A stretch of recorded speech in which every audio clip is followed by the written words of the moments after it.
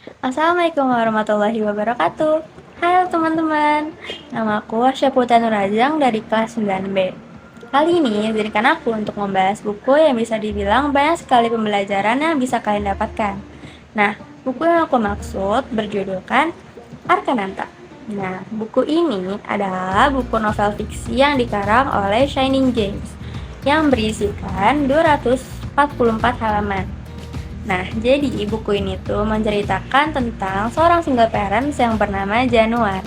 Dia merupakan seorang CEO di salah satu perusahaan ternama. Nah, si Januar ini juga harus berperan sebagai sosok ayah sekaligus ibu dalam keluarga yang terdiri dari 7 orang anak laki-laki yang setiap anaknya memiliki karakter yang berbeda. Awalnya, keluarga ini seperti keluarga cemara pada umumnya yang sangat harmonis. Namun hingga pada akhirnya terdapat sebuah tragedi yang menghampiri mereka dan membuat keadaan di rumah mereka menjadi sangat kacau.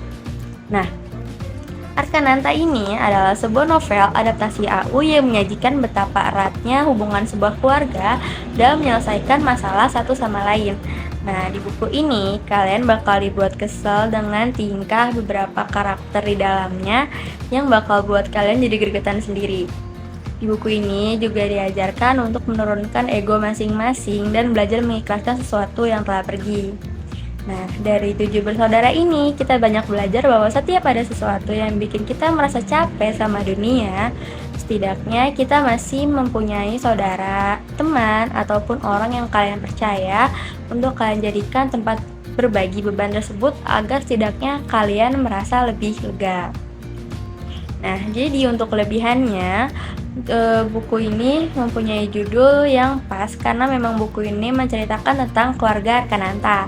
Nah, cover bukunya pun juga didesain dengan sangat cantik dan memanjakan mata dengan visual-visual karakternya.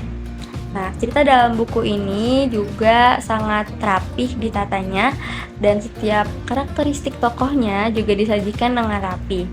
Dan menurutku, buku ini juga sukses banget membuat kalian merasa sangat empati dan ngerasain apa yang dirasain sama masing-masing tokohnya. Setiap permasalahan para karakter benar-benar diceritakan secara detail karena novel ini tidak hanya berfokus dalam satu sudut pandang, melainkan berfokus dalam seluruh sudut pandang karakter-karakternya. Penggambaran latarnya pun juga gampang untuk dibayangin, jadi untuk yang pemula ini cocok buat kalian juga. Nah, kekurangannya buku ini cuma ada di alur karena buku ini menggunakan alur maju mundur atau flashback. Nah, yang mungkin bakal ngebuat kalian ngerasa bingung, apalagi kalau masih pemula karena agak susah ya kalau buat nge-flashback gitu-gitu. Nah, tapi kalau misalnya kalian emang udah ngebaca ulang, memahami ulang, pasti kalian bakal nangkep alurnya kok bakal kayak gimana. Nah, buku ini aku sarankan buat kalian yang suka baca buku fiksi yang bergenre keluarga, komedi, atau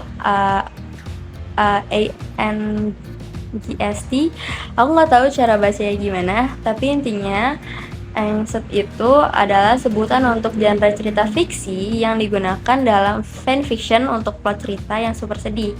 Dan buku ini juga cocok untuk orang yang gak terlalu suka buku yang pakai gaya bahasa tuh yang terlalu indah atau yang terlalu puitis. Intinya buku ini cocok untuk orang yang lebih suka tata bahasa yang simpel dan to the point. Nah, di buku ini menurutku cukup pas dan gak terlalu simpel, gak terlalu puitis juga. Jadi aku rekomendasiin buku ini untuk orang-orang yang sesuai dengan tipe yang aku sebutin tadi. Nah, dari review yang aku paparin tadi, menurut kalian gimana? Kalian suka nggak sama buku ini? Kira-kira kalian bakal mau baca buku ini atau enggak? Karena serius ini juga bestseller. Dan ini juga banyak dicari sama orang-orang karena jujur emang tata bahasanya bagus dan ini cocok untuk semua usia dan ya silakan dibaca. Oke, sekian review dari aku. Terima kasih banyak udah nonton. Wassalamualaikum warahmatullahi wabarakatuh.